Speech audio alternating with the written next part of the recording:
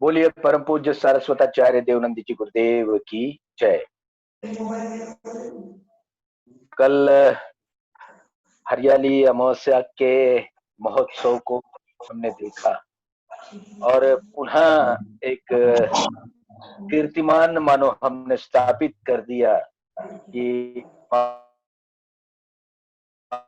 पद्मावती की पूजन, माँ पद्मावती की अर्चना बड़े ही सुंदर अंदाज में कल के हमें परम पूज्य सरस्वताचार्य देवानंद जी गुरुदेव के समोषण में दिखा है। आइए आज पुनः जैनब स्वरूप चैनल के माध्यम से परम पूज्य गुरुदेव के समोषण में बैठने का सौभाग्य हम लोग प्राप्त कर रहे हैं। आकाश से उतरा एक नन्हा सितारा आते ही समय पर छा गया। एक बार तो चालू है ना, यही रहने दो। में ही साधना के अनुपम युक्त अंगों से वैराग्य पद पर आ गया कि हमारा बंद पड़ गया। छोड़ा घर परिवार भी छोड़ दिया, सुख संपत्ति से वैभव मोड़ लिया। गुरु के शरण महाव्रत व्रत पाकर वस्त्रों को उतार फेंका और चल पड़ा अकेले ही साधना के मार्ग पर।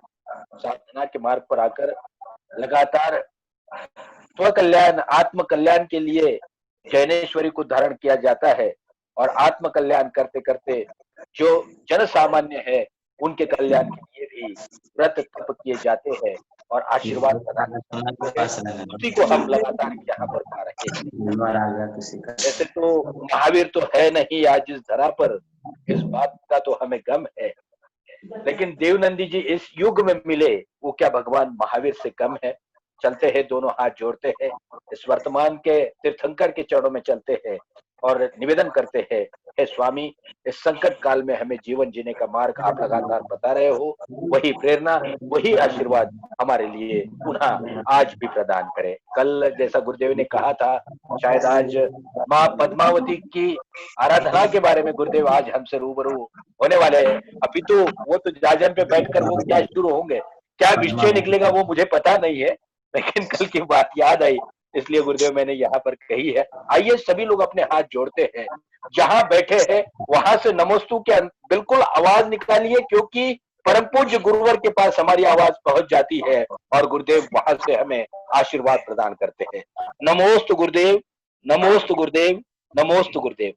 परम पूज्य सरस्वताचार्य देवनंदी जी गुरुदेव। बोलिए परम पूज्य सरस्वताचार्य देवनंदी जी गुरुदेव की जय, आचार्य संघ की जय। गुरुदेव।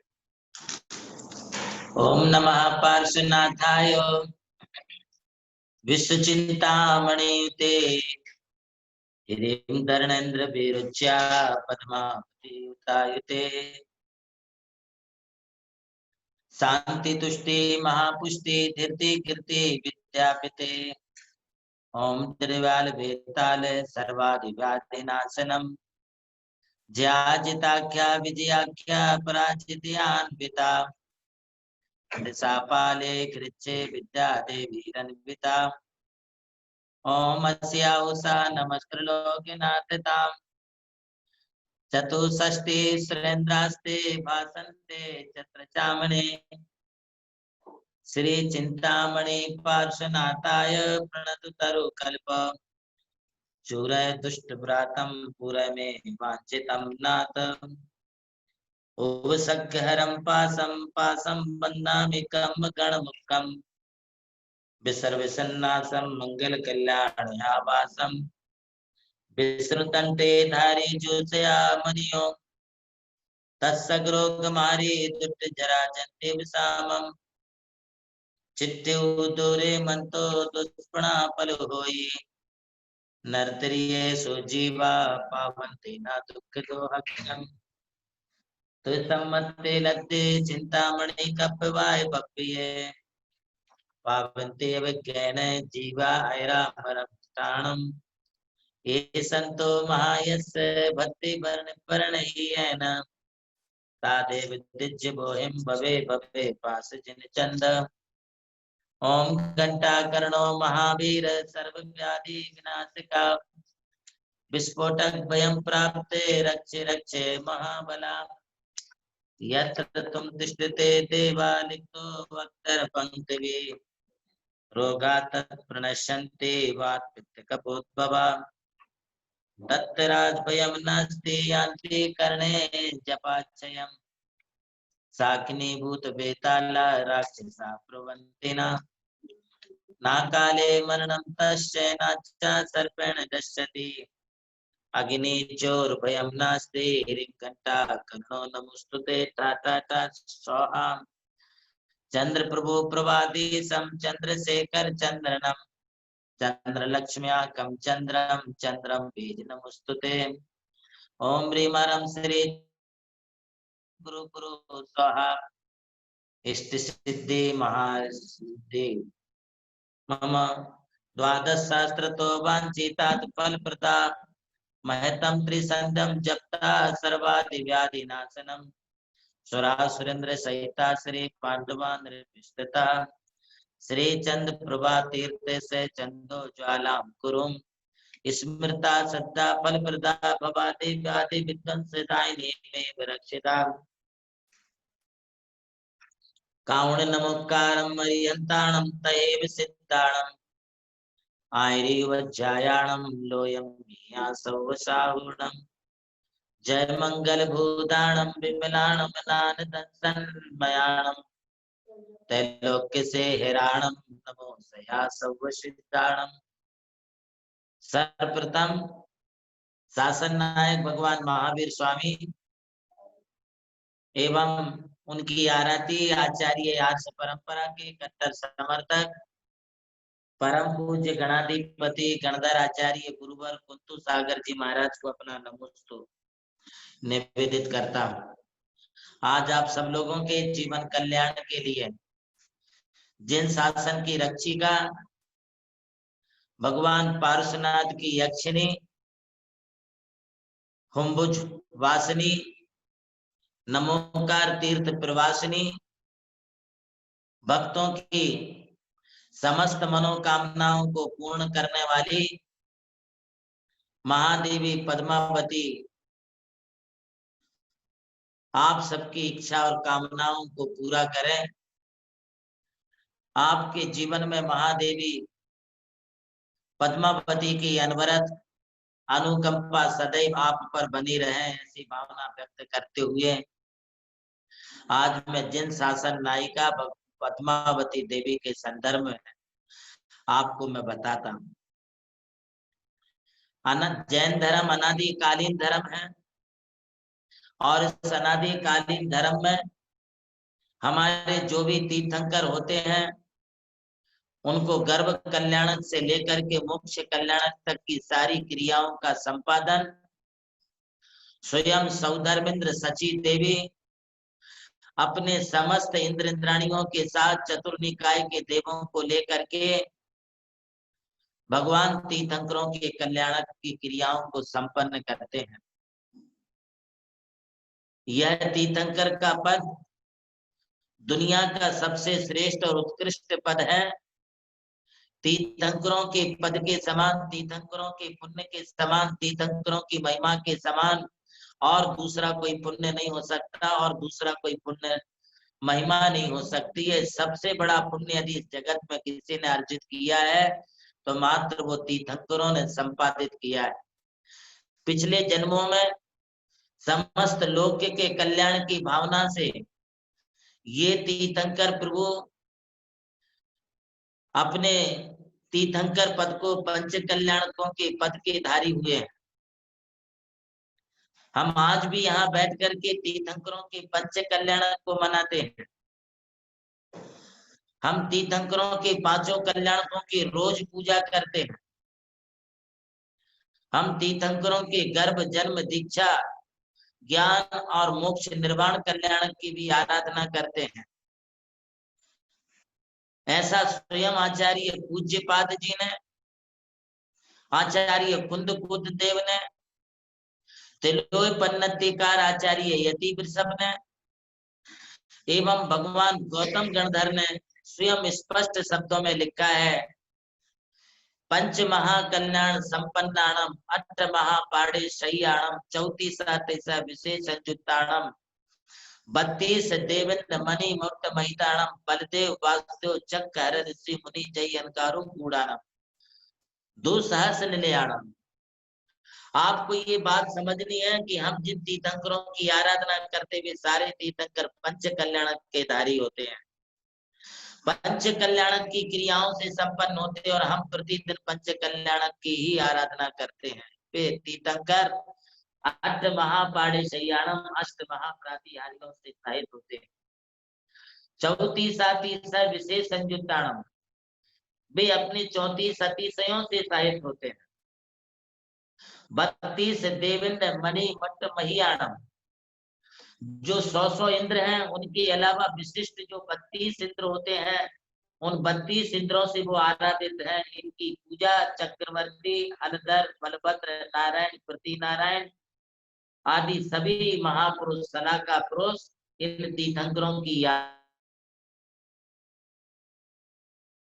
इन तीर्थंकरों की पहचान ही इनके अष्ट महाप्रातिहारी 34 अतीत और उनके चिन्हों से होती है।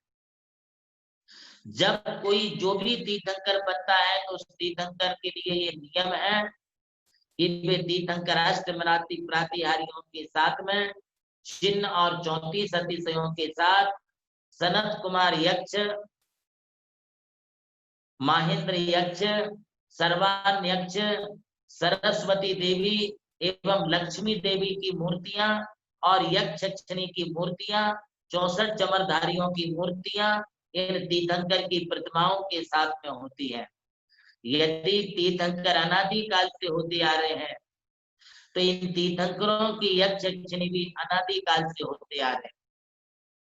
तीर्थंकर तद्भव मोक्षगामी होते हैं और उनके समोषण में जाने वाले ये सम्यक दृष्टि यक्षिणी नियम से एक भवावतारी होते हैं। ऐसा श्री मल्ली सेन आचार्य ने अपने विद्यानुवाद ग्रंथ में यह लिखा है कि धर्मेंद्र, पद्मावती आदि जितने भी यक्ष यक्षिणी होते हैं वे एक भवावतारी होते हैं। जिस तरह से सौधर्मेंद्र एक भवावतारी हैं, सची इंद्राणी एक भवावतारी हैं, लोकपाल कुबेर एक भवावतारी हैं, उसी प्रकार से उनके यक्षिणी भी एक भवावतारी होते हैं। जैन शासन में इनकी ऐसी मान्यता है। इसलिए जो मूर्तियां चिन्ह अष्ट प्रातिहारी एवं यक्षिणियों से रहित होती हैं, वे प्रतिमाएं तीर्थंकरों की प्रतिमाएं ना होकर के सामान्य अरिहंतों की प्रतिमा होती है। और जो प्रतिमाएं चिन्ह से सहित हों, अष्ट प्रातिहारी 34 अतिशयों से युक्त हों एवं जो प्रतिमाएं यक्षिणी चमरधारियों से सहित हों, वे प्रतिमाएं नियमतः तीर्थंकर की प्रतिमाएं होती हैं। इसलिए तीर्थंकर की प्रतिमाओं की यह बड़ी विशेषता होती है। ये अनादि निधन पद है। जैसे सौधर्मेंद्र पद अनादि काल से है, तीर्थंकर बदलेंगे, किंतु तीर्थंकर की सेवा में उस पद पर आया हुआ जो सौधर्मेंद्र है, वही सौधर्मेंद्र हर तीर्थंकर की पूजा करेगा। उसके काल में जो तीर्थंकर होंगे उनकी आराधना करेगा। इसी प्रकार से ये जो पद्मावती शासन यक्षिणी देवी देवता है, ये इनके पद भी निर्धारित हैं। ये पद कभी बदलते नहीं है। धर्मेंद्र का पद स्थायी है, पद्मावती का पद स्थायी है, और जो भी उस पद पर आएगा उसे वही जिन शासन की सेवा करनी है जो सेवा आज वर्तमान में धर्मेंद्र और पद्मावती करते हैं। जो तीर्थंकरों के क्षेत्रपाल रक्षक शासन यक्ष देव है, वे भी जिस शासन की रक्षा का कार्य करते हैं। हर एक तीर्थंकर के लिए सरस्वती लक्ष्मी नियुक्त है, सनत कुमार यक्ष और सर्वान यक्ष निश्चित है। सभी तीर्थंकरों के लिए यक्षिणी निश्चित है। सभी तीर्थंकरों के लिए कुबेर निश्चित है। सभी तीर्थंकरों के लिए चार क्षेत्रपाल भी उनके लिए निश्चित है। इन्हें कोई टाल नहीं सकता, कोई इस महिमा को खंडित नहीं कर सकता है।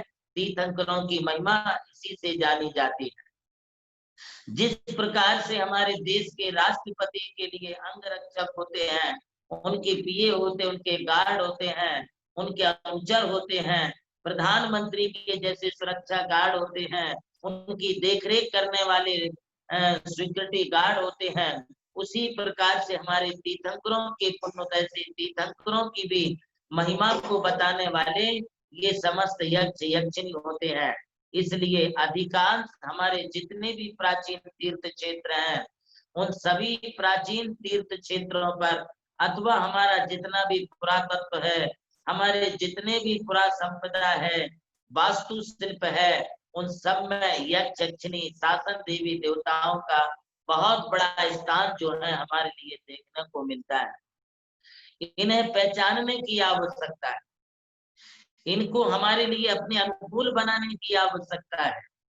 यदि हम इनके लिए योग्य आदर करेंगे, इनके लिए हम योग्य सत्कार देंगे, इनका समय समय पर हम योग्य सम्मान करेंगे, तो वो हमारे लिए भी समय समय पर हमारी सुरक्षा करेंगे, हमारी रक्षा करेंगे, हमारे परिवार, हमारे समाज, हमारे धर्म की रक्षा का कार्य वो करेंगे। देखिए, परस्पर गुरु जीवाना, एक जीव दूसरे जीव की रक्षा और उपकार करता है। मैंने देखा है जहां 2-2, 2,500 हजार प्राचीन, 2,000, 2,500 साल प्राचीन जहां पर पुरा संपदा है, वहां पर भी जो है इस प्रकार के यक्ष यक्षिणी शासन देवी देवता हुआ करते हैं। आप पूरे महाराष्ट्र में कहीं भी देख लें, तमिलनाडु में देख लें, कर्नाटका में देख लें, चाहे बुंदेलखंड की देवगढ़ की पुरा संपदा, खजुराहो का इतिहास, नैनागिर द्रोणागिर के इतिहास को देख लें, कुंडलपुर के इतिहास को देख लें, लगभग जितने भी प्राचीन तीर्थ क्षेत्र हैं, उनमें इन देवी देवताओं का स्थान नियम से यथावत बना हुआ है। इसलिए ये हमारी मान्यता अनुसार इनको हम समय समय पर इनका सम्मान देते हैं, गौरव करते हैं, इनकी हम आराधना करते हैं। जब जब तीर्थंकर आदि महापुरुषों की पूजा करते हैं, पंच कल्याणक आदि करते हैं, अथवा जब कभी भी हम किसी प्रकार के विशेष आयोजन महामहोत्सव करते हैं, अथवा जब हमारे घरों में कोई वास्तु शांति पूजा पाठ विधि विधान आदि करते हैं, तब हम इन देवी देवताओं का आह्वान करके उनके लिए योग्य यज्ञांश देते हैं, अर्घांश देते हैं। यज्ञांश का मतलब है जो हमने पूजा की सामग्री दी है, उस पूजा की सामग्री में से कुछ पूजा की सामग्री इन देवी देवताओं के सम्मान के लिए हम अर्पण करते हैं। इसलिए ये इनकी विशेष पूजा और सम्मान है। कोई दिवस तीर्थंकरों के विशेष होते हैं, कोई दिवस यक्ष यक्षिणियों के विशेष होते हैं। आने वाले 26 जुलाई को भगवान पारसनाथ का विशेष दिवस है। आप सोच रहे हैं कौन सा दिवस है? भगवान पारसनाथ का निर्वाण दिवस है, मुख्य दिवस है। उस दिन हम सब लोग अपने घरों में सम्मेद शिखर जी की रचना करके, सम्मेद शिखर जी का कोई सुंदर सा दृश्य तैयार करके, सम्मेद शिखर जी की फोटो रख करके, सम्मेद शिखर जी के समक्ष भगवान पारसनाथ की मूर्ति को विराजमान करके उसका पंचामृत अभिषेक करके उनकी पूजा भक्ति पूर्वक निर्माण लाडू को हम विशेष भक्ति पूर्वक वहां चढ़ाएंगे। वो दिन भगवान पारसनाथ का दिन है। कभी महावीर जयंती आती तो महावीर स्वामी का दिन होता है, महावीर निर्वाणोत्सव आता तो महावीर का निर्वाणोत्सव की क्रिया हम करते हैं। कभी आदिनाथ का दिन आता है, कभी चंदा प्रभु का आता है, कभी शांतिनाथ का आता है। जब जिन तीर्थंकरों की कोई तिथियां आती हैं, उन तिथियों में हम उन तीर्थंकरों का उत्सव करते हैं। इसी प्रकार से जब कभी किसी देवी देवता के दिन आते हैं, उन दिनों में हम शासन देवी देवताओं के लिए यज्ञांश दे करके, उनका सम्मान करके, उनकी विशेष पूजा करके, उनके प्रति हम जो है अपना आदर भाव रखते हुए जैन शासन की जिन धर्म की प्रभावना का उत्तरदायित्व एवं अपने परिवार की सुरक्षा का उत्तरदायित्व उन देवी देवताओं पर हम छोड़ते हैं कि तुम्हारे लिए अपने जिन शासन की ये प्रभावना करनी है। महानुभावों, ये दिन महान दिन होते हैं। हमें ये नहीं सोचना चाहिए कि हम तीर्थंकरों की पूजा के अलावा इनका सम्मान क्यों करते हैं। हम आपको बता दें, जैसे मैंने अभी आपको बताया है, जिस दिन किसी के बेटे की शादी होती है तो उस दिन बेटे की शादी में सैकड़ों बाराती लोग आते हैं। वो उस बेटे के सम्मान में आए, बेटे के लिए घोड़े पर चढ़ाया जाता है, बैठाया जाता है। आने वाले बारातियों को किसी को घोड़े पर नहीं बैठाते, ना उसके पिताश्री को घोड़े पर बैठाते हैं। घोड़े पर सिर्फ बेटा ही बैठने का अधिकारी है, क्योंकि वह दिन उसके लिए बड़े महत्व का होता है। ऐसा करने से उसके पिता का, माता का, दादा दादी का अथवा आने वाले बारातियों का किसी प्रकार से कोई अपमान नहीं है, अवमानना नहीं है, बल्कि सबने यह सोचना चाहिए कि आज का दिन इसी का दिन है, इसलिए उसको घोड़े पर हम बैठाते। इसी प्रकार से ये जो कल हरियाली अमावस्या थी, अथवा नवरात्रि का कोई विशेष दिन है, अथवा श्रावण मास के जो अपने 5 या 5 शुक्रवार हैं, शुक्रवार संपत शुक्रवार व्रत है, ये देवी पद्मावती के नाम से किए जाने वाला दिन है।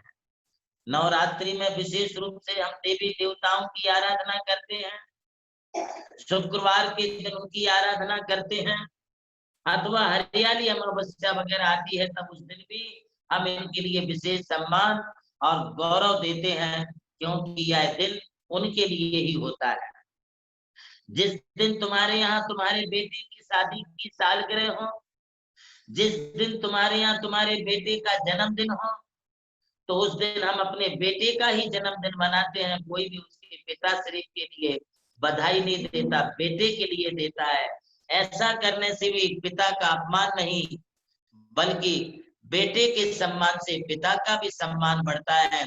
इसी तरह जिन दिनों में देवी देवताओं की आराधना की जाती है, उन दिनों में देवी देवताओं का सम्मान करने से सिर्फ देवी देवताओं का ही नहीं, बल्कि जिन शासन का सम्मान होता है, जैन धर्म की प्रभावना होती है। और एक बात ध्यान में रखो, जब जब हम क्षेत्रपाल, पद्मावती, 10 दिक्पाल आदि का आह्वान करके सम्मान देते हैं, तब तब उस समय हमारे तीर्थंकरों की, देव शास्त्र गुरु की, नव देवताओं की भी पूजा हम करते हैं। इसलिए उसमें यज्ञांश देने में हमारे लिए कोई भी बाधा नहीं है। एक और बात मैं आपको बता दूं, तीर्थंकरों की पूजा में जो द्रव्य चढ़ाते हैं, उसमें हम वह द्रव्य चढ़ाते समय अर्घ्यम निर्पामति स्वाहा बोलते हैं। निर्पामति शब्द लगाया है, और निर्वामति शब्द का मतलब है कि जिन्होंने अपने जीवन को मुक्त बना लिया है, जिन्होंने सिद्ध अवस्था, शुद्ध अवस्था प्राप्त कर ली है, अथवा जिनकी पूजा से हमारे लिए भी निर्वाण की प्राप्ति हो सकती है, शुद्ध आत्म तत्व की प्राप्ति हो सकती है, उसके प्रतीकात्मक हम उन द्रव्यों को मोक्ष फल प्राप्त है, फलम निरपामति सोहा, हम निरपामति शब्द बोलते हैं। और जब किसी देवी देवता की पूजा में कोई द्रव्य चढ़ाते हैं, उनके लिए कोई द्रव्य हम अर्पण करते हैं, तब हम बोलते हैं इदम जलम गंधम अक्षितम पुष्पम चरु दीपम धूपम फलम स्वस्तिकम यज्ञ भागम जामहे प्रतिगृताम समर्पयामि, ये बोल करके हम समर्पण करते हैं। अथवा हे यक्ष देव, हे महादेवी, आप हमारे इस द्रव्य को स्वीकार करो। तीर्थंकर अरिहंतों की पूजा हम पंचोपचारी पूजा करते हैं, किंतु जो देवी देवताओं की पूजा करते हैं, वह पूजा हम षोडशोपचारी पूजा करते हैं। देखिए, इस पूजा में बहुत अंतर है। जैसे कोई संघ तुम्हारे आता, संघ का मतलब चतुर्विध संघ, कोई आचार्य संघ आता है, और आचार्य संघ को चलाने वाले कोई संघपति है, तब इन दोनों का सम्मान कैसे करेंगे?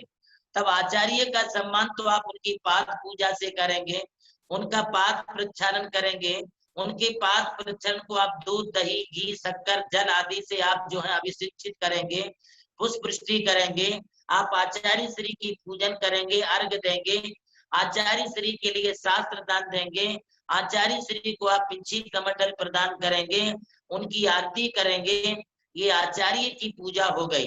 किंतु संघपति की उनकी पूजा, उनका सम्मान कैसे करेंगे? तो संघपति के लिए आप जो है साल देंगे, दुपट्टा देंगे, मोमेंटो देंगे, कोई प्रतीक चिन्ह देंगे, कोई गिफ्ट देंगे। ऐसा करने से वो संघपति का सम्मान हुआ। आचार्य को तो सिर्फ आपने नारियल चढ़ाया, और जो संघपति है उनके लिए आपने साल श्रीफल से सम्मान किया, वस्त्राभूषण दिए, तो ये तो आचार्य से ज्यादा उनका सम्मान हो गया। यहाँ ऐसा नहीं सोचना चाहिए। संघपति सरागी है, इसलिए उसे सराग की दृष्टि से वैसा सम्मान किया। आचार्य परमिष्टि बीतरागी है, इसलिए उन्हें वीतरागता की दृष्टि से वैसा उनका सम्मान और पूजा की। इसी प्रकार से हरिहंतों की पूजा वीतरागी होने से पंचोपचारी पूजा होगी। तीर्थंकरों के लिए कोई वस्त्राभूषण नहीं दिए जाएंगे, किंतु हमारी जब शासन देवी देवताओं के सम्मान की बात आती है तो उन्हें पूजा सामग्री में वस्त्राभूषणों को भी जो है हम रख करके उन्हें समर्पयामि, आपको अर्पण करते हैं, आपको भेंट देते हैं, आप इसे स्वीकार करिए, इस प्रकार से बोलते हैं। जब जब हम इनके लिए ऐसा करते हैं तब तब हमारे लिए जो है जिन शासन की ही आराधना करने का फल प्राप्त होता है। हमारे यहाँ 24 तीर्थंकरों की 24 यक्षिणियां हैं। 24 तीर्थंकरों के 24 यक्ष हैं। उन यक्षिणियों के नाम आप सुनिए। चक्री सुनी, रोहिणी, प्रगति, भद्र संकला, पुरुषता, मनोवेगा, काली, ज्वाला मालिनी, महाकाली, गौरी, गंधारी, बैरोटी, अनंतमती, मानसी, महामानसी, जया, विजया, अपराजिता, बहुरूपणी, चामुंडनी, कुष्मांडनी, पद्मावती, सिद्धायनाश्चेति, चतुर्विंशति जिन शासन यक्षी देवताश्च, ये जिन शासन की जो है 24 यक्षिणियों के नाम आपको हमने बताए हैं। ये हमारी तिलोय पन्नति ग्रंथ में आज से 2000 साल पहले जो है आचार्य यति वृषभ जी ने लिखे हैं। इसी प्रकार से 24 यक्षों के भी नाम लिखे हैं। उन्होंने बताया है गोमुख, त्रिमुख, महाइक्षेश्वर, तुम्बरु, कुसुम, बर, नंदी, विजयाजित, 24 तीर्थंकरों के 24 यक्ष होते हैं। और ये सभी के सभी जो है यक्षिणी भगवान की बाई लेफ्ट हैंड की तरफ, और जो यक्ष देव होते हैं वो भगवान के राइट हैंड की तरफ विराजमान होते हैं। जैसे तीर्थंकरों की दृष्टि के बारे में उनका आई लेवल मंदिर में निकालते हैं, उसी प्रकार से यक्ष यक्षिणियों का भी आई लेवल निकाल करके मंदिरों में विराजमान किए जाते हैं। इनको हम जब जब इनकी हम आराधना उपासना करेंगे तब तब वो हमारे लिए फल देंगे। यदि तुम्हें मोक्ष प्राप्त करना है तो मोक्ष प्राप्त करने के लिए देव सात गुरु की पूजा करो, 9 देवताओं की आराधना करो, 24 तीर्थंकरों की पूजा करो। ये वीतरागियों की पूजा वीतरागता देगी, मोक्ष प्रदान करेगी। और यदि कोई तुम्हारी सांसारिक मनोकामनाएं हैं तो कोई भी मनोकामना तुम्हारी जो है वह यक्ष यक्षिणी जब वहां उपस्थित हो जाते हैं और उनको हम सम्मान देते हैं तो उनके माध्यम से हमारी लौकिक मनोकामनाएं पूर्ण होती हैं। क्योंकि शास्त्रों में कहा है मंत्राधीना देवता, सभी देवी देवता मंत्रों के अधीन होते हैं। महानुभावों, हमारे यहाँ इन देवी देवताओं की आराधना तो प्राचीन समय से ही होती आ रही है। अभी मैंने आपको अनेक देशों की बात बताई। आप एलोरा की संस्कृति को ले लो। एलोरा बेलूर की गुफाओं में प्राचीन जो गुफाएं बनी हैं उनमें जो है यक्ष यक्षिणियों की, देवी पद्मावती, कुष्मांडनी, चक्रेश्वरी आदि देवियों की मूर्तियां बनी हुई हैं। वहां पर जो है अनेक यक्षों की मूर्तियां बनी हुई हैं। आप कहीं भी शरणबेलगोल चले जाओ, कारकल चले जाओ, मेरचिताम्बुर चले जाओ, हुमचा पद्मावती चले जाओ, प्राचीन तीर्थ क्षेत्रों पर सभी सर्वत्र जो है यक्ष यक्षिणियों की स्थापना है। और कोई हमारे क्षेत्रों को संभाल रहे हैं, देख रहे हैं, बचा रहे हैं। आज पद्मावती के संदर्भ में भी यही बात है। पद्मावती एक, उसके रूप अनेक हो सकते हैं। अभी मैं त्रिलोक सार पढ़ रहा था तो त्रिलोक सार में बताया था कि एक एक देवी जो है हजारों रूप बना सकती, हजारों रूप। एक देवी हजारों रूप बना सकती है। यदि देश में एक साथ हजारों लाखों लोग यदि एक साथ देवी का आह्वान करते हैं तो देवी लाखों रूप बना करके भक्तों के सामने पहुंच जाती है। मैं कल हरियाली अमावस्या कर रहा था तो जो रूप हुमचा पद्मावती में महादेवी पद्मावती का होता है वही रूप नमोकार तीर्थ पर महादेवी पद्मावती का दिखलाई पड़ रहा था। और ऐसा लग रहा था कि साक्षात पद्मावती देवी भक्तों की मनोकामना पूरा करने के लिए, उनको आशीर्वाद देने के लिए यहाँ पर साक्षात अवतरित हुई है, आशीर्वाद देने के लिए आई है। ऐसी प्रसन्न मुद्रा दिखलाई पड़ रही है। प्राचीन काल की घटना में आपके लिए बताता हूँ। हमारा भारत देश एक समृद्ध और सुसंस्कारित देश है। इस देश में अनेक राज्य, अनेक प्रांत हैं। प्राचीन समय में जैसे आज हम बिहार, झारखंड, उड़ीसा, महाराष्ट्र, तमिलनाडु, कर्नाटक, मध्य प्रदेश, गुजरात, असम इत्यादि हम जैसे बोलते हैं, तो पहले हमारे यहाँ पर अंग देश, बंग देश, मगध देश, चंपा देश आदि अनेक देश हुआ करते थे। उसी प्रकार से प्राचीन समय में यहाँ पर एक मगध देश था और उस मगध देश में राजगृह के पर्वत पर, विपुलाचल पर्वत पर भगवान महावीर स्वामी का समुद्रण आया हुआ था। भगवान महावीर स्वामी के प्रथम गणधर गौतम स्वामी और उनके प्रथम श्रोता श्रेणिक राजा, जब भगवान महावीर स्वामी की दिव्य धुनी हो रही थी तो उनकी दिव्य धुनी सुनने के लिए वो भी वहां पर बैठे थे। भगवान के मुख से निकली वाणी एक एक जीव के कल्याण के लिए थी। अनेक सज्जन लोग भगवान की वाणी सुनकर के अपने जीवन का कल्याण कर रहे थे। राजा श्रेणिक ने भगवान पार्श्वनाथ से संदर्भित कुछ प्रश्न पूछे। भगवान पार्श्वनाथ ने जो है कैसे उपसर्ग सहन किया, कैसे मुक्ति प्राप्त की, कैसे उनका उपसर्ग निवारण हुआ, ये सब भगवान महावीर स्वामी ने राजा श्रेणिक के लिए बतलाया। तब यह बतलाया कि भगवान पार्श्वनाथ पर जब कमट उपसर्ग कर रहा था, तब पार्श्वनाथ ने एक जलते हुए नाग नागिन के जोड़े के लिए मरते वक्त नमोकार मंत्र सुनाया। उस नमोकार मंत्र के प्रभाव से वे धर्मेंद्र पद्मावती हुए और वही धर्मेंद्र पद्मावती भगवान पार्श्वनाथ का उपसर्ग करने के लिए, निवारण करने के लिए आए और उन्होंने उपसर्ग निवारण किया। तब श्रेणिक ने पुनः अगला प्रश्न पूछा, भगवान क्या कोई ऐसे लोग हैं जिन्होंने अपने परिवार की सुरक्षा और अखंड सौभाग्य बनाए रखने के लिए, धन संपत्ति आदि का वृद्धि करने के लिए इन देवी देवताओं की कोई उपासना की हो?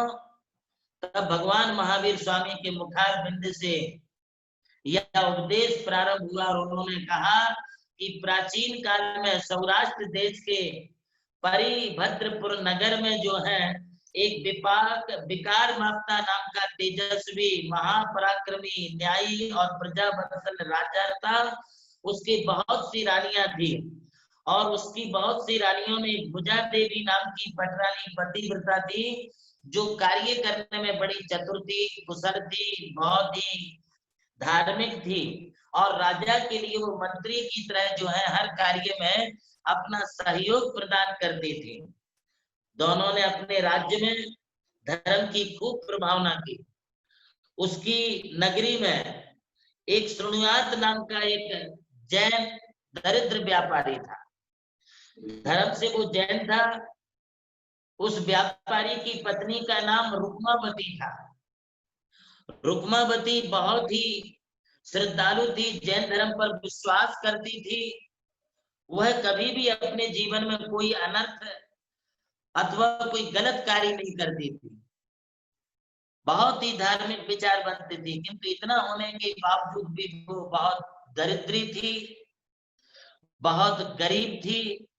इसलिए कोई भी उसे अपने पास बुलाता नहीं था, ना कोई उसके घर पे जाता था। वो अपने घर पे जैसे तैसे अपना गुजारा करती थी।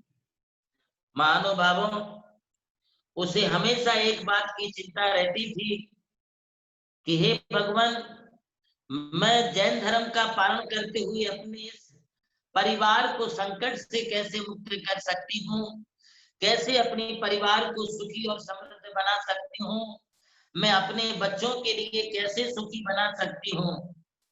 वैसी बात से हमेशा चिंतित एक दिन एक पड़ोसन महिला उसके पास आई और उसने देखा ये बहुत दुखी है, चिंतित है, हमेशा शोक संताप में रहती है, इसे ऐसा कौन सा दुख है।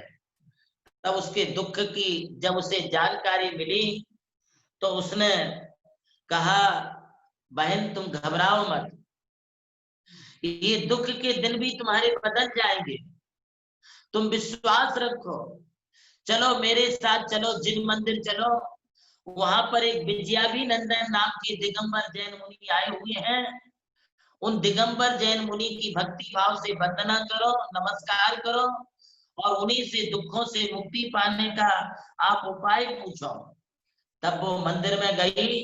मंदिर में सैकड़ों हजारों लोग जो है मुनिराज से अपने कष्टों के निवारण के लिए धर्म का मार्ग सुन रहे थे, पूछ रहे थे।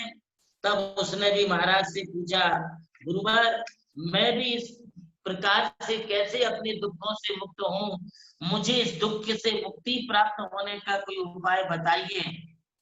तब विजयाभिनंदन मुनिराज ने उस रुक्मावती के लिए संपत शुक्रवार व्रत को करने की विधि बतलाई। तब उसने पूछा, गुरुवर इस संपत शुक्रवार व्रत की विधि क्या होती है? आप सब लोगों को, अधिकांश लोगों को ये सब मालूम है कि संपत शुक्रवार व्रत श्रावण मास का जो पहला शुक्रवार आता है उस दिन से ये व्रत प्रारंभ होता है और ये हर श्रावण मास के 5 जो शुक्रवार आते हैं उन 5 शुक्रवारों को भगवान पारसनाथ का पंचामृत अभिषेक महापूजा करके श्री धर्मेंद्र और पद्मावती देवी का भी अभिषेक पूजन करके पद्मावती देवी को अलग आसन पर विराजमान करके उनका साथ श्रृंगार करके नाना प्रकार के वस्त्रालंकारों से, वस्त्र आभूषणों से उनका जो है अलंकार करें। दीप, धूप, फल, हार, केला, खंबे इत्यादि साधनों से मंडप को सजा करके हल्दी, कुमकुम, भीजे हुए चने आदि लेकर के उनकी षोडशोपचार पूजा करें और बाद में महादेवी पद्मावती को जो है नई साड़ी वस्त्राभूषण के साथ पहना करके उन्हें मंगल सूत्र पहनावे। अंत में आरती के लिए जो है 2 आटे के दीपक उसे लगा करके जयमाला के पश्चात भक्ति भाव से उनकी हम आरती करें, पूजा करें और उस दिन उनका कुमकुम के नाम से सहस्त्र नाम भी पद्मावती का होता है, सहस्त्र नाम पढ़े या सतनाम भी पढ़े अथवा पद्मावती की जाप होती है, ओम आम क्रोम ह्रीम ऐं क्लीम हंसौ श्री पद्मावती दिव्यै नमः मम सर्व विघ्नोद्रव शांतिं कुरु कुरु स्वाहा अथवा ओम ह्रीं श्रीं क्लीं पद्मावती पद्मनेत्रे पद्मासने लक्ष्मीदायिनी वाञ्छापूर्णे रिद्धि सिद्धि जयं कुरु कुरु स्वाहा अथवा ओम ह्रीं श्रीं क्लीं पद्मावती देवी नमः। इस प्रकार के अनेक मंत्र हैं, इनमें से किसी एक मंत्र की जो है 108 बार जाप करें और जाप करने के पश्चात जो है देवी माता का हम जो है गोद भराई का कार्य करें। आखिरी शुक्रवार जब आता है तब उसमें 16 श्रृंगार करें, सामग्री लेके माता की गोद भरें, 5 हरी चूड़ियां, 5 हल्दी की गांठ, 5 खोपरा कुमकुम के 5 टुकड़े, 5 नींबू, 5 केला, 5 छुआरा, 5 मखाना, 5 बतासा, इस प्रकार से लेकर के जो है देवी की हम गोद भराए, देवी की हम जो है गोद भरा करके उनकी गेहूं चावल आदि से गोद भराए। 5 सुवासिनी स्त्रियां जो है ये काम करें और जब गोद भरते हैं उस समय जो गोद भराई का गीत होता है देवी माता का वो करें। ऐसा जो है 5 साल करना होता है। ये कुमारी अवस्था में भी कर सकते हैं, सौभाग्यवती भी कर सकती हैं, ये कोई भी कर सकते हैं। ये होने के बाद फिर उसका उद्यापन करें। उद्यापन करने के समय अच्छे से देवी माता का जो है विधान रचाएं, पूजा अभिषेक कराएं, सब लोगों को इकट्ठा करें और करने के बाद जो है फिर अपन इसकी पूरा उद्यापन करके धर्म की प्रभावना करें। महानुभावों, विजयाभिनंदन मुनि के कहे अनुसार रुक्मावती अच्छी तरह से भगवान पारसनाथ की उपासना करते हुए देवी पद्मावती को भी भज रही थी और उसके जो संकट के दिन हैं शायद अब किनारा आने वाला था और उसी बीच में रुक्मावती का भाई जो है उसके यहाँ पर कोई एक मांगलिक कार्यक्रम था। मांगलिक कार्यक्रम में सभी लोगों के लिए उसने आमंत्रण दिया, सभी लोग उसके आमंत्रण पर गए, नए कपड़े नई ड्रेस पहन करके बढ़िया सज करके सब लोग उसके यहाँ भोजन के लिए जाने लगे लिफाफा लेकर के। तब ये रुक्मावती के बच्चे रोने लगे और कहा, माँ मुझे भूख लगी है, ये लोग कहाँ जा रहे, चलो अपन भी वहां चलते हैं। तब रुक्मावती ने कहा, बेटा ये तुम्हारे मामा के यहाँ जा रहे थे, तो उसने हम लोगों को गरीब जान करके आमंत्रण नहीं दिया है, हो सकता है कि भूल गया हो, चलो आज अपन चलते हैं। रुक्मावती अपने बेटों को लेकर के और वो खाने के लिए, भोजन के लिए अपने भाई के घर पर गई और वो पंगत में जाकर के पहली लाइन में जाकर के बैठ गई। तब रुक्मावती का भाई सोचता है कि आज अपने यहाँ कौन कौन लोग भोजन के लिए आए, कौन लोग भोजन के लिए नहीं आए, चलो देखना चाहिए। और वो स्वयं जा करके सभी आए हुए अतिथियों का मेहमानगिरी करने के लिए सम्मान पूर्वक सबको जय जिनेन्द्र करते हुए परोसने लगा, सबका आतिथ्य किया। किंतु उसे उसी जगह में अपनी बहन बैठी हुई दिख गई बेटों के साथ। तब यह भाई झल्ला करके चिल्ला करके बोला, अरे दुष्टा मूर्खा, तुझे किसने बुलाया, तुझे तो मैंने बुलाया ही नहीं था, तू मेरे यहाँ पर घर पर क्यों आ गई, जा निकल जा यहाँ से। किंतु बेचारी अपने मन को मार करके बैठी रही और उसने पेट भर के खाना खा लिया, दोनों बच्चों ने खा लिया। घर से निकल जाए बोलने के साथ उसने कहा, आज आई सो आई, किंतु अब आगे कल फिर हमारे यहाँ नहीं आने का। किंतु दूसरे दिन फिर उसी प्रकार से उनके यहाँ निमंत्रण हुआ, फिर ये बच्चे नहीं माने, फिर वहां पर चली गई। दूसरे दिन उसको गाली गलौज करके बहुत कुछ भला बुरा बोल करके उसे खाते हुए घर से निकाल दिया। मानो बाबों, कहते हैं ना कि पैसे के सब साथी, दुख में कोई नहीं। तो इसी प्रकार से रुक्मावती के दुख में उसका भाई भी उसका साथ छोड़ दिया, और ना तो उससे कभी राखी बंधवाता, ना कभी उसे घर पर बुलाता। उस भाई को अपनी बहन है ये बोलने में भी शर्म आती थी। बेचारी भूखी प्यासी घर पर बिलखती हुई रोती बैठी रही। माँ पद्मावती के सामने बैठ करके वह उनकी आराधना में लीन हो गई, और आराधना करते करते वहीं पर जाप करते करते उसको आंख लग गई और उसे जो है नींद आ गई। उसे ऐसा लगा कि जैसे मैं कोई सपना देख रही हूँ। उसकी नींद खुली, सपने में देखा था कि माँ पद्मावती कह रही है कि तुम मंदिर जाओ, भगवान पार्श्वनाथ की पूजा आराधना के बाद में फिर आप जो है देवी माँ की मंदिर में गोद भरना। वो बेचारी मंदिर गई, मंदिर में भगवान का पूजा अभिषेक करने के बाद देवी का जैसे उसने श्रृंगार किया और देवी के पांव पकड़ करके वह बैठ गई और कहने लगी कि जब तक हमारा दुख दारिद्र दूर नहीं होगा माँ, मैं इस दरवाजे को छोड़ के या तेरे दर को छोड़ के मैं कहीं भी नहीं जाऊंगी। मेरा ये संकल्प है, मेरे बच्चे भूखे बिलख रहे हैं, घर में खाने के लिए दाना नहीं है, और मैं जिन धर्म में रहती हुई आज इतने कष्ट पा रही हूँ। तब देवी माता ने उसे दृष्टांत दिया, उसे बताया कि जा तेरे घर पर सब कुछ कुशल मंगल हो गया, अब तुझे कभी पीछे मुड़ करके नहीं देखना पड़ेगा। तब वो वापस लौट करके आती है, देखा कि उसकी झोपड़ी की जगह में एक बहुत बड़ी भारी हवेली बन गई है और बच्चे राजकुमार के समान सजे धजे हुए हैं। खाने पीने की सब सामग्री विपुल संपदा घर में सब कुछ हो गया है और खाने के लिए 5 पकवान रोज मिल रहे हैं। इसने भी अपने आप के जीवन को धन्य माना और धन्य माना।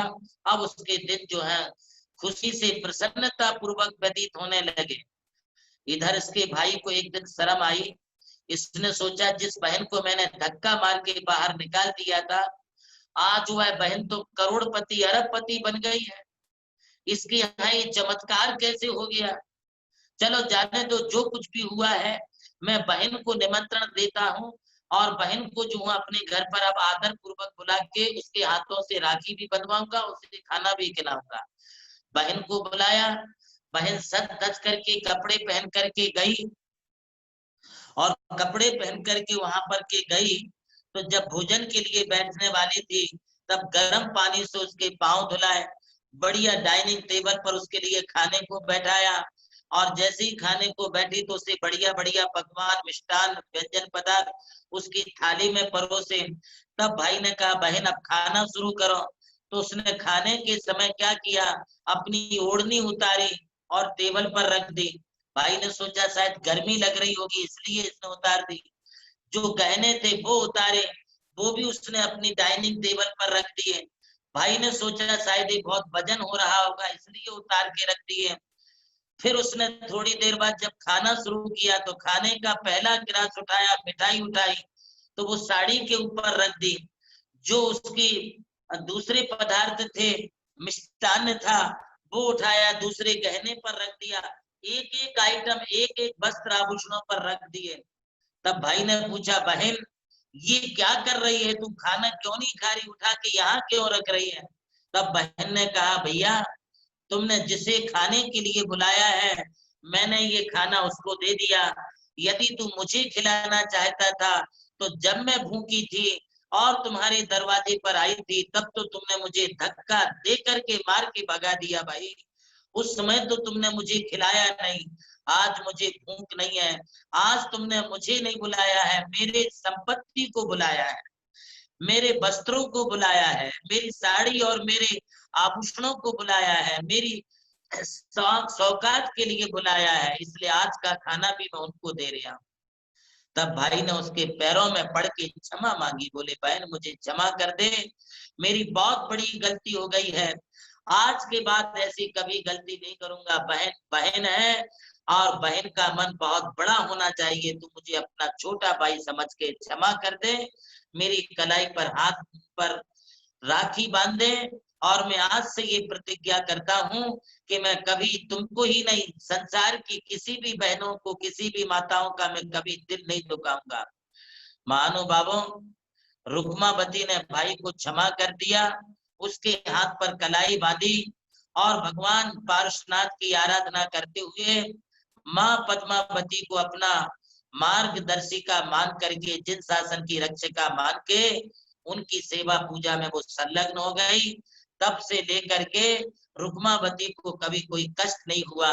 आप भी अपने जीवन में रुक्मावती के समान यदि वैभवशाली बनना चाहते हैं, यदि धन धान्य संपत्ति व्यापार उद्योग सुख संतति को बढ़ाना चाहते हैं तो आप भी अपने जीवन में पद्मावती को यथेष्ट सम्मान दीजिए, यथेष्ट उनका जो है आदर सम्मान करिए। कोई भी यक्षिणी हो, क्षेत्रपाल हो, इन सबका योग्य सम्मान करने से आपके आपके परिवार की, आपकी समाज की, आपके धर्म की, आपके संस्कृति की, आपके मंदिरों की, आपके तीर्थों की रक्षा और सुरक्षा है और उससे जो है तुम्हारा परिवार सुखी और समृद्ध बनेगा और सभी का जीवन जो है मंगलमय होगा। अंत तो गत्वा पद्मावती की आराधना उपासना करते हुए उसने जो संपत्ति पाई थी उसके द्वारा उसने जो है व्रत उद्यापन किया, चतुर्विध संघ को दान दिया और जिन मंदिरों का जीर्णोद्धार किया, सिद्ध क्षेत्रों की यात्रा आदि किए, सहस्त्र नाम आदि का पाठ किया और अगले जन्म में उसने घोर तप करके मनुष्य जन्म प्राप्त करके, घोर तप करके मुक्ति प्राप्त की। इस प्रकार से ये पद्मावती की कथा है, ये जिन शासन के प्रभाव को बढ़ाने वाली कथा मैंने आप सबके सामने रखी है। आप लोग जिस शासन के महत्व को समझ के अपने जीवन को आगे बढ़ाएं, इसी सद्भावना के साथ आज का उद्बोधन।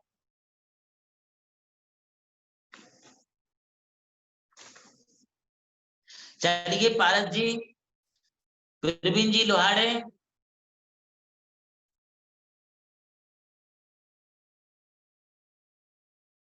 ये फोन हाँ महाराज जी। हाँ आइए बोलिए, आइए बोलिए। जी रिंकू जी,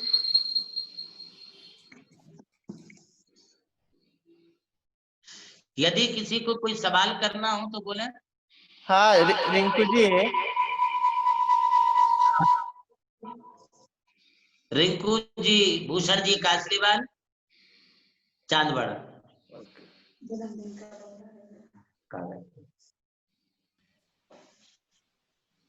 जी रिंकू जी अपना माइक अनम्यूट कीजिए।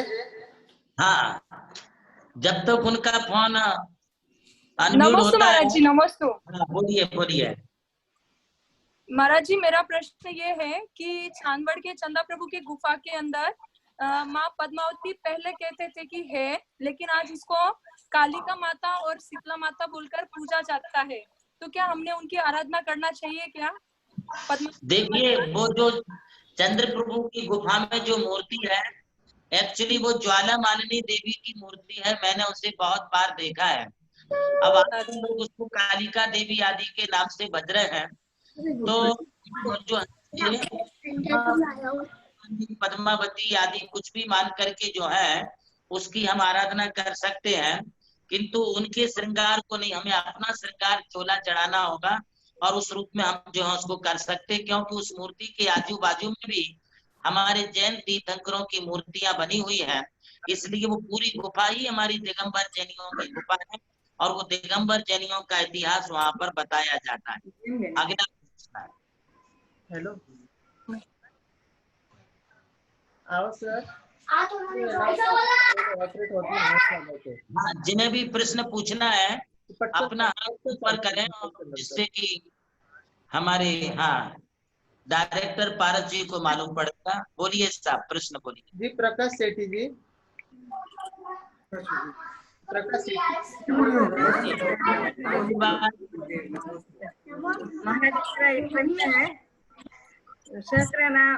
यहाँ पे थोड़ा नेटवर्क का प्रॉब्लम है। बोलिए कंचन भाई। मेरे को नेम लेना है महाराज जी। काय का?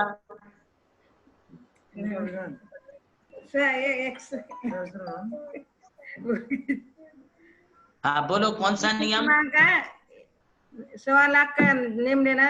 1.25 लाख, 2-2.5 लाख तो हो गए मेरे उम्र नवा के, तो एक बार और लेना है। ठीक है, मैं नियम देता हूँ। हरसिद्धाचार्य उपाध्याय सर्व साधु साध्य कम पूर्वकम और 1.25 लाख जाप का आपके लिए नियम है। बहुत बहुत आशीर्वाद। अगला अक्षय पहाड़े। भाई पहाड़ी बोलिए।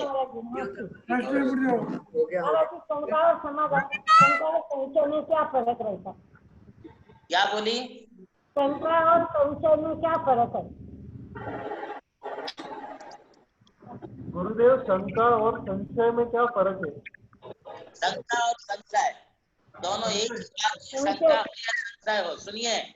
संशय, शंका अर्थात एक तो संदेह होता है, जो हमें 7 तत्वों में संदेह है अथवा धर्म के ऊपर कोई संदेह है, तो वो तो होता है संशय। ये संशय या शंका हमारे लिए सम्यक दर्शन का अतिचार, सम्यक दर्शन में दोष लगाने वाली है। और एक होती है जिज्ञासा। जिज्ञासा का मतलब होता है कुछ जानने की इच्छा। जो हम जान रहे हैं उसे दृढ़ करने के लिए जो पूछा जाए वो शंका समाधान, वो प्रश्नोत्तर सवाल जवाब होता है, वो चर्चा समाधान होती है। तो हमें नहीं करना, जिज्ञासा करनी चाहिए। अगला प्रश्न जी रत्नाकर। नमस्ते गुरुदेव। गुरुदेव, मेरा प्रश्न है, मैं संपत शुक्रवार के व्रत कर रहा हूँ और मेरा यह 7वां वर्ष है।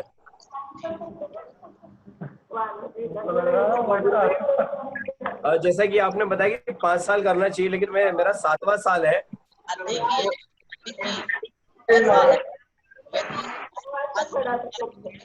और उद्यापन नहीं किए हैं तो और 5 साल कर सकते हैं, अथवा भी सकते हैं। इसको अधिक करने से कोई हानि नहीं है, किंतु अभी जो आप कर सकते हैं क्या? वो करते रहिए। हाँ कर सकते हैं, मैं करना खुद चाहे ही कर तो रहा करा हूँ अभी। सकते हैं। अगला हमारी शिल्पी जैन, रवि पहाड़े जी। राजेंद्र जैन। चले रवि पहाड़ी बोलिए।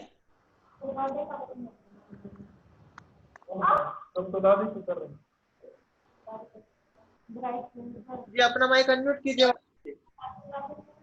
ये है। हेलो, आवाज आ रही है? हाँ आ रही है।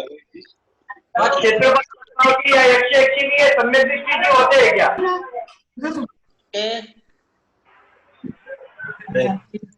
सभी यक्षिणी नियम से सम्यक दृष्टि ही होते हैं। जब उत्पन्न जाते हैं तब वे नियम से सभी सम्यक दृष्टि होते हैं और सभी अगले भवों में मोक्ष प्राप्त करने वाले होते हैं। ऐसा हमारे आचार्य श्री मल्लीशरण जी ने ऐसा उल्लेख किया है। अगला प्रश्न श्री दवाने जी या बटाने जी पूछिए। बोलो बाबू, सुरेश बाबू। सुरेश बोलो जी, अपना माइक अनम्यूट करो वहां से। सुरेश जी अपना माइक अनम्यूट कीजिए वहां से। हाँ बोलिए, आवाज नहीं आ रही सुरेश बाबू। सुरेश जी अपना माइक अनम्यूट कीजिए प्लीज वहां से।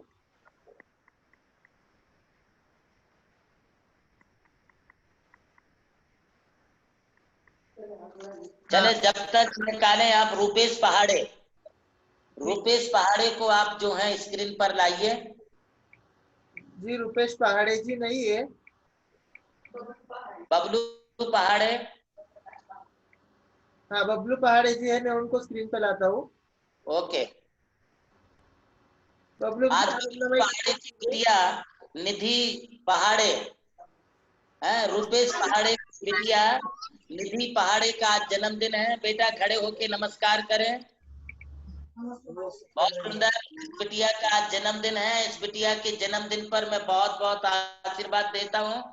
बहुत अच्छी बेटी है, बहुत इसको नमोकार मंत्र और भगवान का बहुत करती है और बहुत होशियार है। इसको पढ़ने में भी बहुत अच्छी है। इसको भविष्य के लिए बहुत बहुत आशीर्वाद देता हूँ।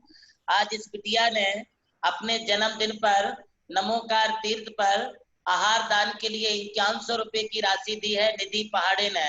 मैं उसे बहुत बहुत बहुत बहुत आशीर्वाद प्रदान करता हूँ।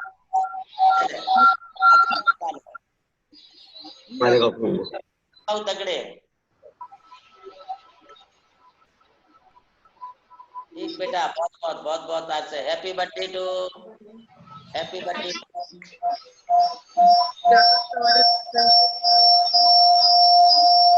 आज भजन भी बोलेगी वो, जैन जी है। इधर ही करे उसको। आप बोलिए, दर्शन बोलिए। अनम्यूट कीजिए दर्शन जी।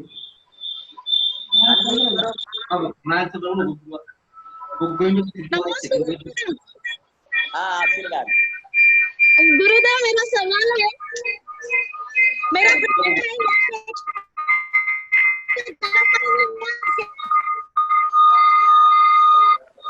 गुरुदेव यक्ष यक्षिणी का जन्म मरण होता है क्या? क्या पूछ रहे समझ में नहीं आ रहा। यक्ष यक्षिणी का जन्म मरण होता है क्या? हाँ देखिए, हमारे शरीर में ही है। अंतर इतना है कि हम लोग मनुष्य हैं, की आवाज आ रही है। हम लोग मनुष्य हैं और वो लोग देव हैं। उनकी आयुष्य पूरी होने के बाद वे मनुष्य जन्म प्राप्त करेंगे और मनुष्य जन्म प्राप्त करके तब करके दीक्षा लेके तब करके मोक्ष प्राप्त करेंगे, ऐसा शास्त्रों में लिखा है। अगला प्रश्न।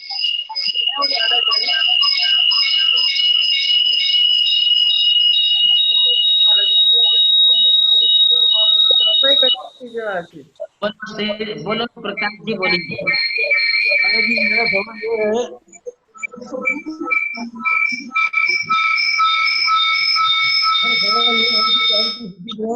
हरिवंश प्रवास में लिखा है कि भाई चारित्र शुद्धि व्रत श्रावक नहीं कर सकते, तो श्रावक कर सकते हैं क्या और एकासन कर सकते हैं क्या? देखो ऐसा है कि एक्चुअली चारित्र शुद्धि का मतलब यह है कि जिसने अपने जीवन में चारित्र को धारण किया है उसके लिए चारित्र शुद्धि का व्रत होता है। किंतु इसकी कथा में सुनिए, उनकी कथा में ऐसा आया है कि एक राजा ने अपने गृहस्थ जीवन में ही इस व्रत को धारण किया था और इस व्रत के प्रभाव से उसके अगले जन्म में चारित्र को धारण करने के भाव हुए थे। इसलिए चारित्र शुद्धि के व्रत उपवास गृहस्थ जीवन श्रावक भी कर सकता है और उसकी जाप भी कर सकता है। एकासन से भी कर सकता है या उपवास से भी कर सकता है। गृहस्थ श्रावक को करने की कोई मनाही नहीं है। अगला प्रश्न। जी वर्धमान पांडे जी, क्या अपना माइक अनम्यूट कीजिए। वर्धमान जी अपना माइक अनम्यूट कीजिए। नमस्ते गुरुदेव। आशीर्वाद बोलिए। नमस्ते। वैसे पारस जी मैं 8 दिन से हैंड रेज कर रहा हूँ। मेरा प्रश्न 8 दिन पहले का था, लेकिन फिर भी आज मेरा नंबर लग गया बोल के पूछ लेता हूँ। एक सागर की बहन ने पूछा था गुरुदेव कि हमारे जीवन में ये पाप पुण्य का जो बात है वो जो भोगना पड़ता है, क्षमा कीजिए गुरुदेव, 1 मिनट में जरा मेरा प्रश्न मैं ठीक से कर लेता हूँ। पापी सुख भोगता है और पुण्यवान दुख भोगता है, ऐसा क्यों? उसमें आपने बहुत ही समाधानकारक उत्तर दिया था कि पिछले जन्म का जो पाप पुण्य का उदय होता है उस अनुरूप होता है। लेकिन तब से मेरी अज्ञानवश जिज्ञासा बार बार उठ रही है कि क्या इस जन्म में पाप पुण्य के परिणामों को भोगना नहीं पड़ता? उसी प्रकार तो क्या इस जन्म में की गई जो कुछ मायाचारी जघन्य अपराध आखिरी किए हुए दान पुण्य भक्ति से करने से नष्ट हो जाते हैं, या जीवन भर पुण्य कर्म किए और आखिरी वक्त और सावधानी के कारण कुछ पाप हुए तो क्या फिर वो नष्ट हो जाते हैं? तो फिर कर्म के परिणामों की भिन्नता को हम पृथक कैसा करें ताकि आखिरी क्षण भी सुधरे और भावी जीवन भी सुधरे?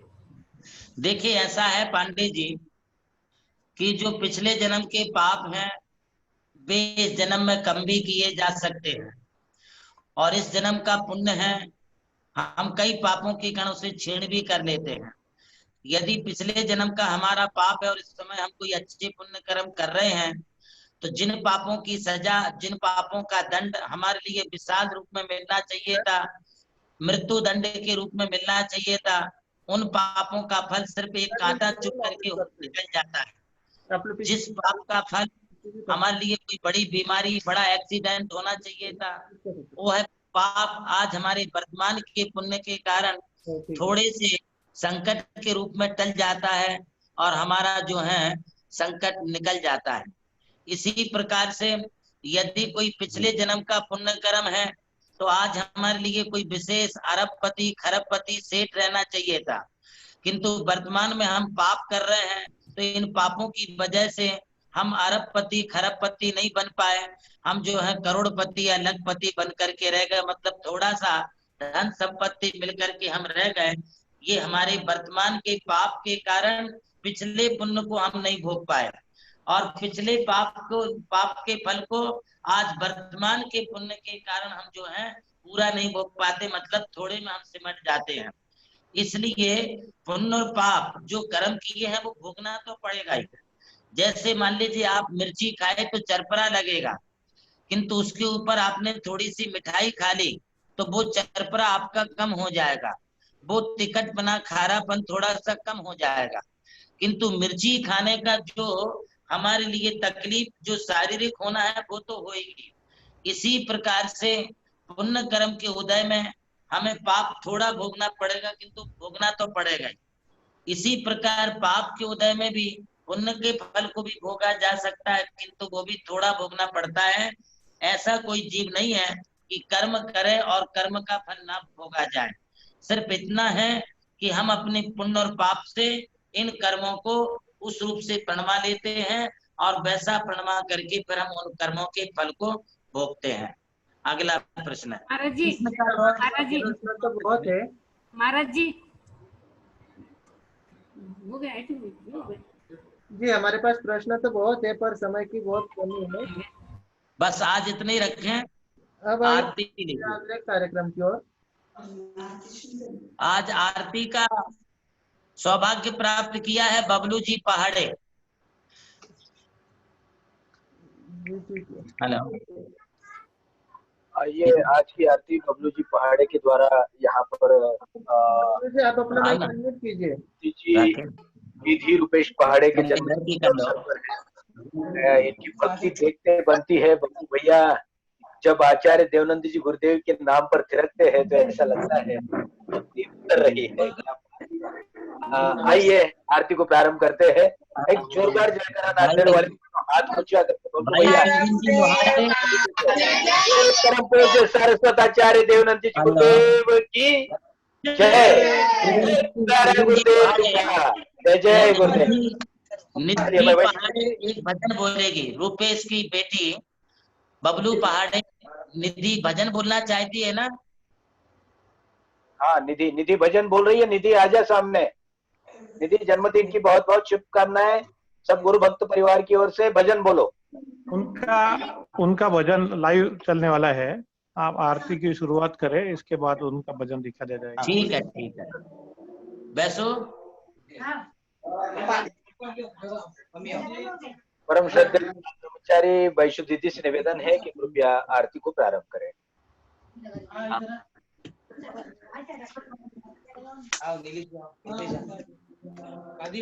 फोटो नहीं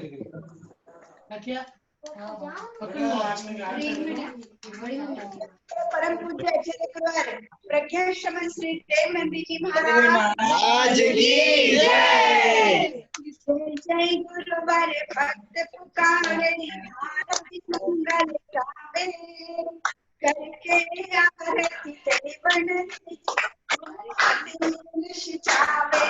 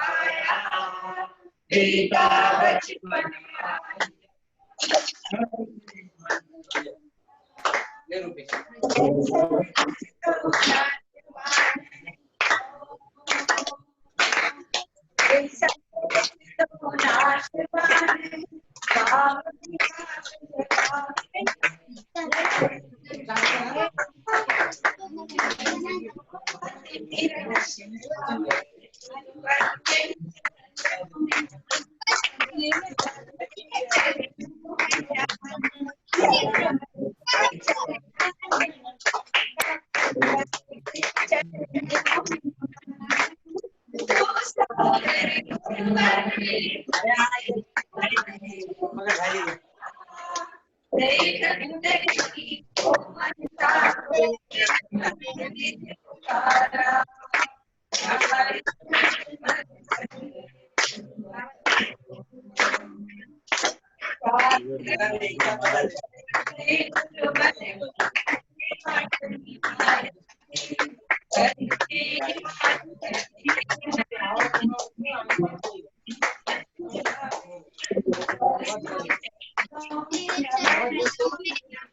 के चरणों में नमन, यतिवर के चरणों में नमन, सूर्यवर के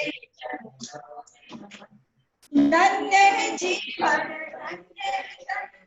धन्य जो गुण गावे, स्वर्ग संपदा सब सुख पाकर मनुष्य जन्म फल पावे। दिव्य ज्ञान तुम साम पाकर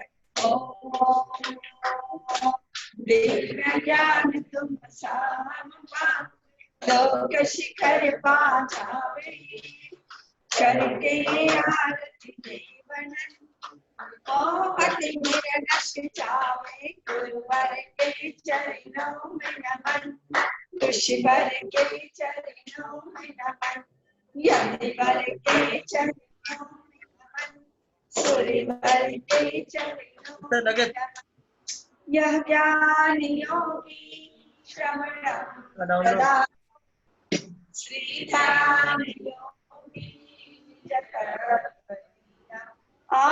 आनन्दरूपं सुखभाजनं च तमदैवनन्दै परमां तमदैवनन्दै परमां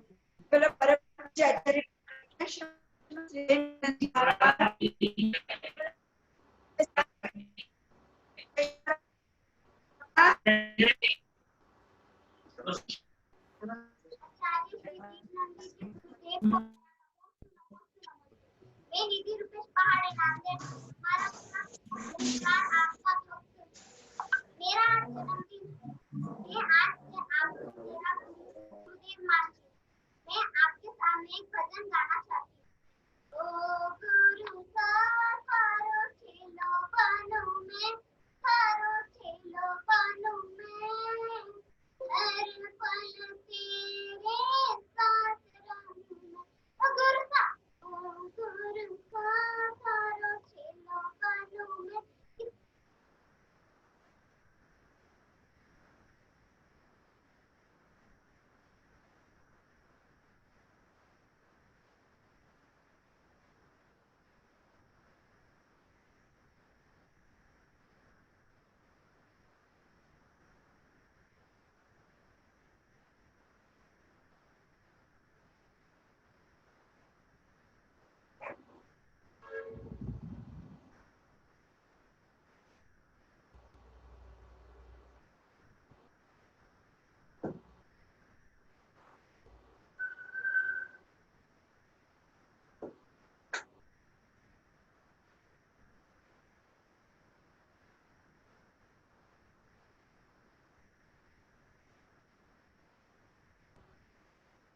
प्रवीण भैया, हाँ महाराज जी का आवाज कट हो गया, महाराज जी का संपर्क टूट गया। चलिए बोलिए परम पूज्य सारस्वत आचार्य देवनंदी जी गुरुदेव की जय। दीदी आपको बहुत बहुत शुभकामनाएं। आपकी आवाज बहुत सुंदर है, बहुत, और जब परम पूज्य गुरुवर का नाम लेती हो तो और सुंदर बन जाती है। लेकिन कुछ तकनीकी खराबी के कारण आप तक आपकी आवाज नहीं पहुंच पाई। हमने थोड़ी सी जरूर सुनी।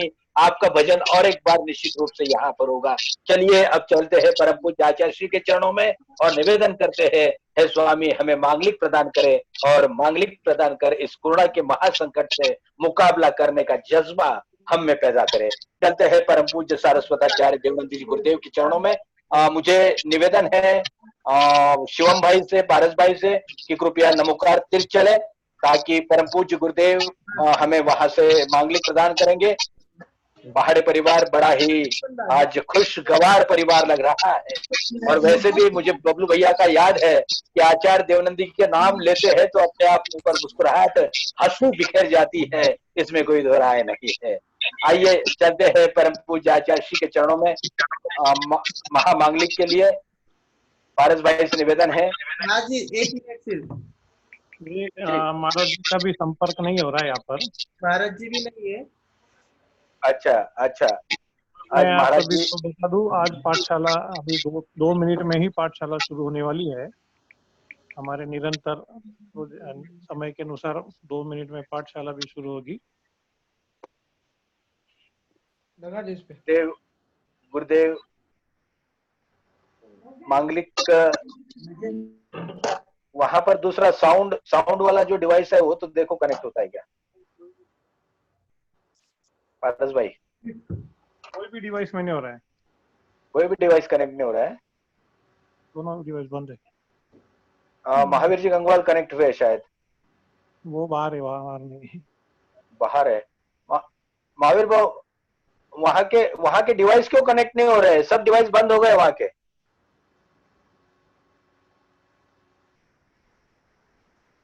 उनको अनम्यूट करो महावीर। हाँ, एक मिनट।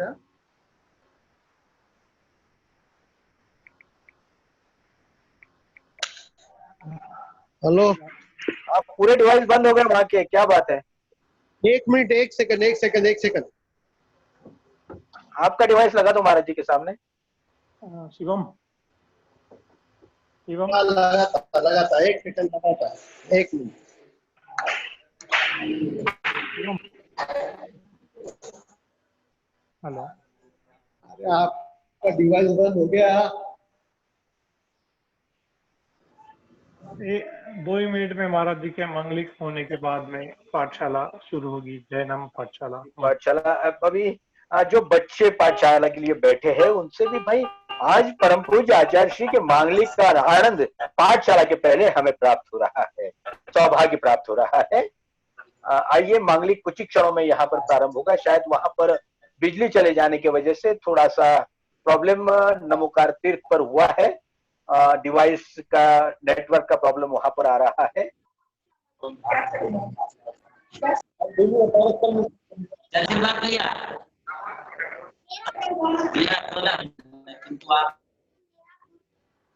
नहीं कनेक्ट हो पा रहे पारस भाई।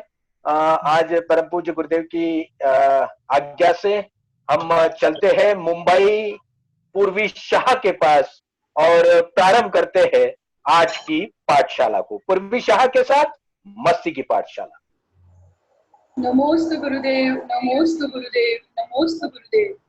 मैं आपकी आज्ञा से आज की पाठशाला शुरू करती हूँ गुरुदेव।